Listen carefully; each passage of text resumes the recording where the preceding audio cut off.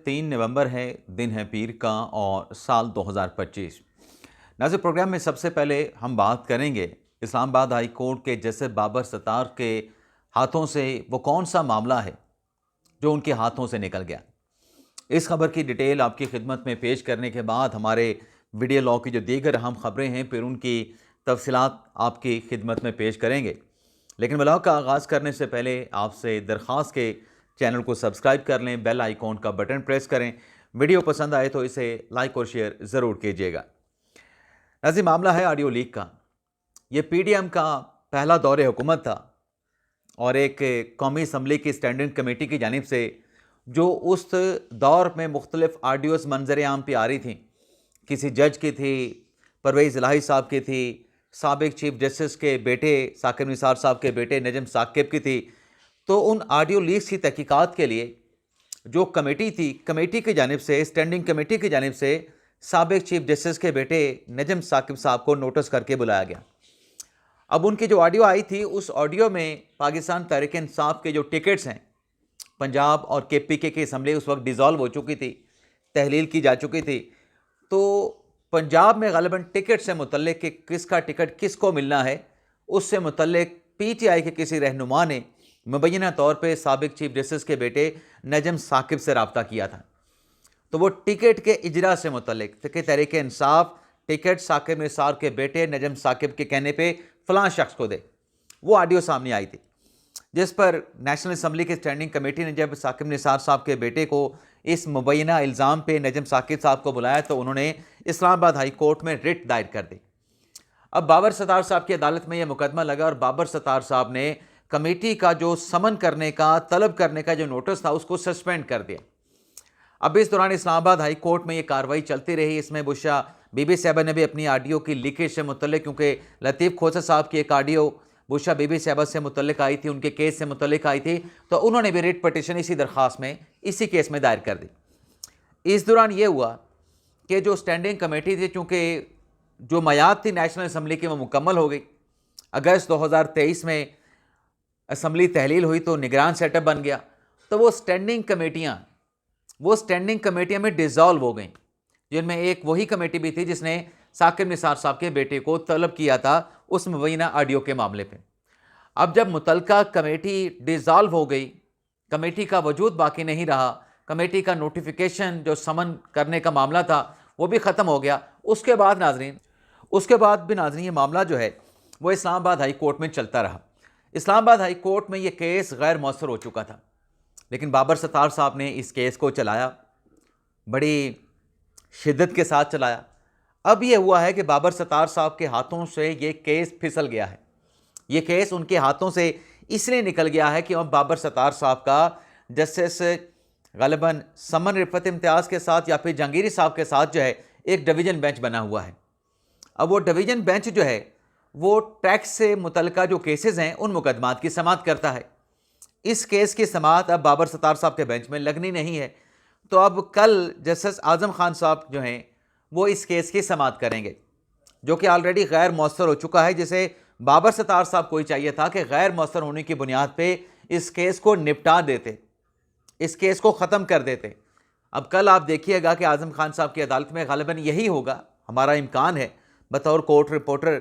लगता है कि इस केस को गैर मौसर होने की बुनियाद पे, कमेटी तहलील होने की बुनियाद पे, पुरानी असम्बली तहलील होने की बुनियाद पे इस केस को भी ख़त्म कर दिया जाएगा।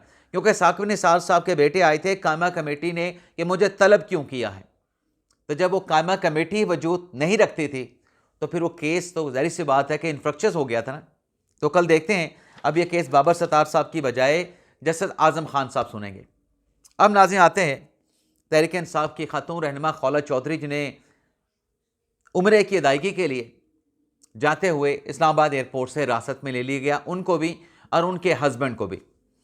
अब उस पर कल उनको जो अदालत में पेश किया गया था, तो अदालत की जानिब से खौला चौधरी का जो फिज़िकल रिमांड की सदा की गई थी उसको मुस्तरद कर दिया गया और खौला चौधरी को जो है फिज़िकल रिमांड के बजाय उन्हें अदालत जो है वो जुडिशल कर दिया गया।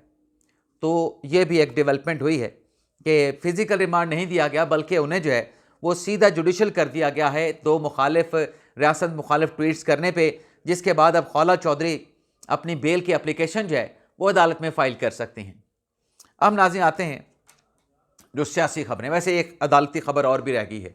नाज़रीन, जज हुमायूं दिलावर जिनके खिलाफ कंपेन चली और उस कंपेन के इल्ज़ाम में जो एंटी करप्शन खैबर पख्तूनख्वा के जो डायरेक्टर थे सदीक अंजम साहब की बेल के एप्लीकेशन इस्लामाबाद हाई कोर्ट में आई थी और उस बेल एप्लीकेशन के ऊपर एतराज़ात लगाए गए थे। आज जस्टिस इनाम अमीन मिनाज साहब ने सदीक अंजम साहब की बेल एप्लीकेशन पे समाअत की और जज साहब ने केस सुनने से इनकार कर दिया। जज साहब का यह कहना था, इस्लामाबाद हाई कोर्ट के जस्टिस इनाम अमीन मिनाज साहब ने कहा कि मैं चूँकि जो FIR थी, FIR के क्वाशमेंट के खिलाफ जो रुजू किया था जनाब डिप्टी जो डायरेक्टर हैं सदीक अंजम साहब, तो मैंने वो क्वाशमेंट की एप्लीकेशन मुस्तरद कर दी थी। तो जब मैं ऑलरेडी इस केस में एक फ़ैसला कर चुका हूँ तो अब इस केस का ज़मानत केस का सुनना मेरे लिए मुनासिब नहीं है। तो जस्टिस इनाम अमीन मिनाज साहब ने ये जो मामला है इसको भिजवा दिया है चीफ जस्टिस सरफराज डोगर साहब को कि इस पर नया बेंच तश्कील दें जो इस बेल एप्लीकेशन की समाअत कर सके। तो ये तो नाज़रीन कोर्ट प्रोसीडिंग से मुतल्लिक जो डिटेल्स हमने आपके साथ शेयर करनी थी। अब पाकिस्तान के पॉलिटिकल कैनवस पे वापस आ जाते हैं। पाकिस्तान के पॉलिटिकल कैनवस पे जो बड़ी डेवलपमेंट्स हुई हैं उनकी डिटेल आपकी खिदमत में पेश करते हैं। एक तो नाज़रीन जो सुहेल अफरीदी साहब के जो तर्जुमान बने हैं मुआमने ख़ुसूसी जनाब शफ़ी उल्लाह जान साहब, जिनकी तरफ से कहा गया कि KP हुकूमत ने फ़ैसला किया है कि हम जो है रेडियो पाकिस्तान पर जो 9 मई के वक्त जो है वो इंक्वायरी, आग लगने की जो इंक्वायरी नहीं करवाई गई, हम इस पे कमीशन बना के इंक्वायरी करवाएंगे। अब जब CM का स्पोक्स पर्सन ये कह रहा होगा तो वो बात मैंने कल भी ये कही थी कि वो चीफ मिनिस्टर की बात समझी जाएगी। अब इस पे वफाकी हुकूमत का मौक़िफ़ आया है। अता तारड़ साहब जिनकी मुतलका मिनिस्ट्री है, क्योंकि PTV और रेडियो पाकिस्तान और इसके साथ साथ PID जो है वो अता तारड़ साहब की मिनिस्ट्री के अटैच डिपार्टमेंट हैं, यानी उसमें पाकिस्तान टेलीविज़न वो भी मिनिस्ट्री ऑफ इंफॉर्मेशन ब्रॉडकास्टिंग के नीचे आता है, radio Pakistan ministry of information broadcasting के नीचे आता है। इसी तरीके से अपना जो प्रेस इंफॉर्मेशन डिपार्टमेंट है वो भी ब्रॉडकास्टिंग इंफॉर्मेशन मिनिस्ट्री के नीचे आता है। तो अतार तारड़ साहब ने कहा है कि इस मामले को पूरी दुनिया ने देखा है, रेडियो पाकिस्तान की इमारत को आग कैसे लगी नहीं लगी, इस पर किसी किस्म की इंक्वायरी करवाने की ज़रूरत नहीं है। और मैंने कल भी अपने वीडियो लॉग में बात की थी कि ये वफाक का चैप्टर है, सूबे का इस मामले में मुदाखलत का कोई लिंक बनता नहीं है। यानी ऐसे नहीं हो सकता कि सूबाई हुकूमत जो है वो उठे और उठ के ये कह दे कि ये जो वफाकी वजारत इंफॉर्मेशन में जो मामला चल रहे हैं हमने इनकी तहकीकात करवानी, नहीं हो सकता। इसी तरीके से वफाक जो है अगर सूबे का कोई मामला है, जैसे लॉ एंड ऑर्डर का जो मामला है वो प्योरली तो वैसे सूबे का सब्जेक्ट हो चुका है, चलें एजुकेशन को ले लेते हैं। एजुकेशन का कोई मामला खैबर पख्तूनख्वा का है तो उसमें क्या वफाकी हुकूमत जाके KPK के मामलात का जायज़ा ले सकती है? नहीं जायज़ा ले सकती। खैबर पख्तूनख्वा में जब से तहरीक इंसाफ की हुकूमत आई है कितनी इनरोलमेंट बढ़ी है, कितनी इनरोलमेंट कम हुई है, उसकी वजूहात क्या हैं, दाखिले क्यों नहीं बढ़ रहे, ये दाखिले क्यों बढ़े हैं, ये तहकीकात कराना वफाकी हुकूमत का सब्जेक्ट नहीं है। तो एक तो वहाँ पे कह दिया कि कोई कमीशन बनाने की अतार तारड़ साहब ने कहा कोई ज़रूरत नहीं है। वैसे भी नाज़रीन कमीशन बनाने का जो सूबाई हुकूमत का जो उन्होंने इंदिया जो इशारा दिया है, 9 मई के जो 319 मुकदमात थे, 319 मुकदमात में से 268 मुकदमात तो सूबाई हुकूमत ने वैसे बंद कर दिए, उनकी फ़ाइलों को दाखिले दफ्तर कर दिया है।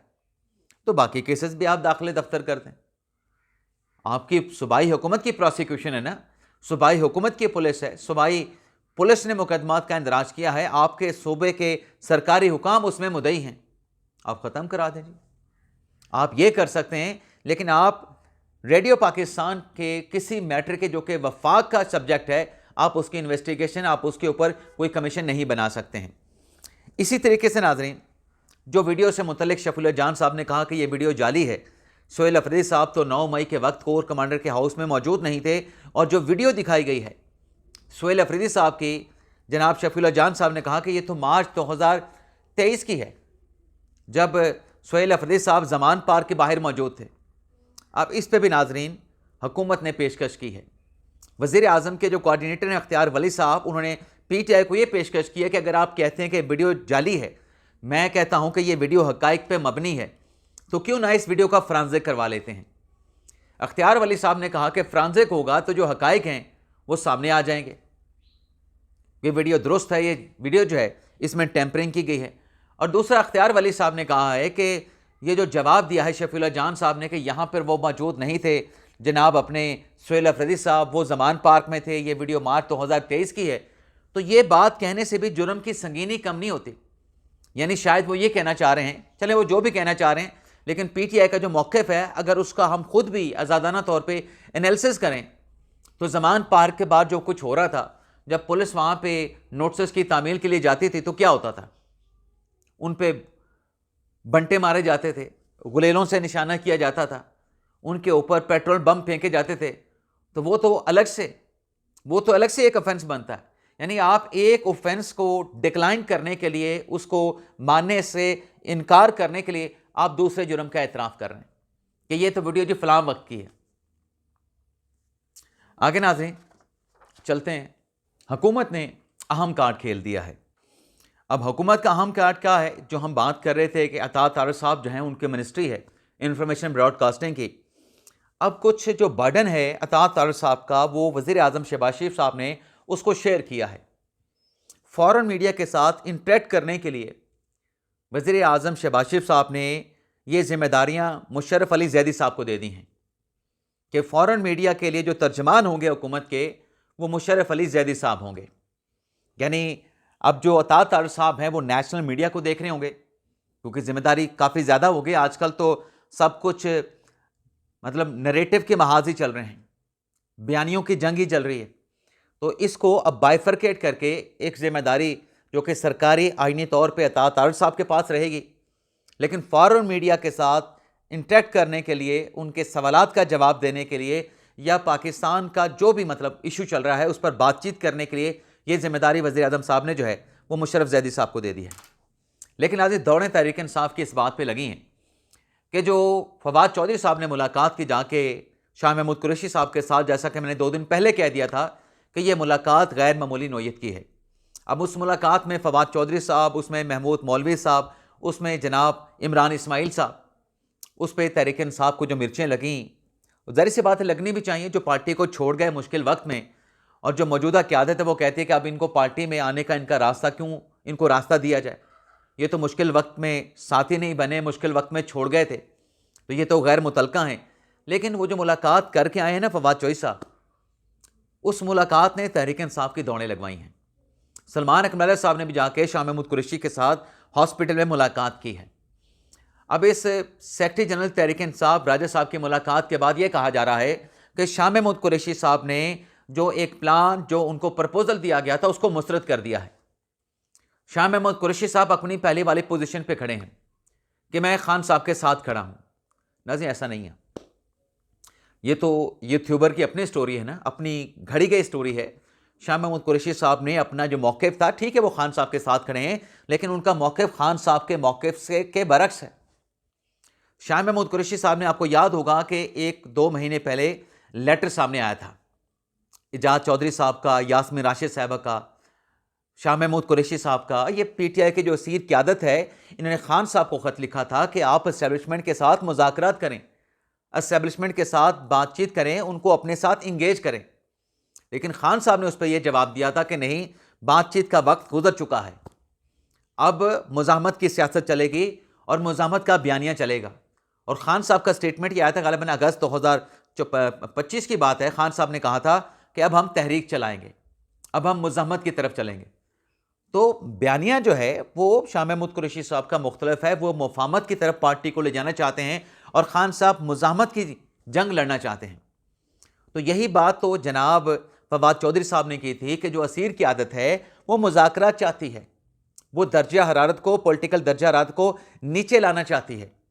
खान साहब उसको नीचे नहीं लाना चाहते। तो पोजीशन तो दोनों की मुख्तलिफ है। शाह महमूद कुरैशी साहब अपनी पोजीशन पे बरकरार हैं और जो इमरान खान साहब हैं उन्होंने अपनी पोजीशन जो है उस पर स्टैंड ले रखा है। लेकिन आज इसमें हम जो मुफाहमत और फिर मुज़ाहमत की बात करते हैं, तो दूसरी तरफ की क्या स्टोरी है। नाज़रीन, दूसरी तरफ की स्टोरी ये है कि जो इस्टेब्लिशमेंट है और इमरान खान के माबैन जो खलीज है बदएतमादी की, जो अदम एतमाद है, वो बहुत डीप हो चुका है, बहुत गहरा हो चुका है। और इसमें जहां मौजूदा क़यादत ये समझती है कि खान साहब ने पिछले 3 सालों से जो संगबारी या जो टारगेट या जो तनकीद इस्टेब्लिशमेंट को की है, एक तो मौजूदा क़यादत भी उस पर नाराज़ है, अदम एतमाद नहीं कर सकती खान साहब पे, लेकिन वहाँ पे ये भी वाइब्स हैं कि जो आने वाली क़यादत है, जो एस्टेब्लिशमेंट की मौजूदा जो आला क़यादत है, बड़ी क़यादत को छोड़ के वो भी इसी नुक्ते पर इत्तफाक करती है कि इनका एतमाद नहीं किया जा सकता। यानी अदम एतमाद का जो लेवल है या जो ट्रस्ट लेवल है वो बहुत नीचे जा चुका है। और इसी नुक्ते पे आज अंसार बासी साहब ने बड़ी डिटेल के साथ आर्टिकल लिखा है कि एतमाद वाली सूरत नहीं रही, मौजूदा और आला क़यादत एस्टेब्लिशमेंट की खान साहब की बातों पे एतमाद करने के लिए तैयार नहीं है।